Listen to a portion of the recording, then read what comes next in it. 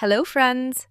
మనం చిన్నప్పుడు సరదాగా క్రియేట్ చేసుకున్న జీమెయిల్ ఐడీలు అంటే lucky_boy 123 లేదా చిన్న_rockstar లాంటి పేర్లు ఇప్పుడు ప్రొఫెషనల్‌గా వాడుకోవటానికి కొంచెం ఇబ్బందిగా అనిపిస్తున్నాయా?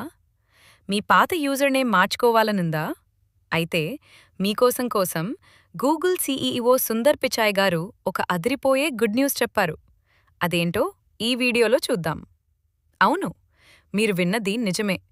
మీ పాత జీమెయిల్ ఐడీలో తోకలు, ఉదాహరణకు సైరామ్ 143 లేదా వింత పేర్లు ఉన్నాయని బాధపడుతున్న వారికి గూగుల్ ఒక అద్భుతమైన అప్డేట్ తీసుకొచ్చింది.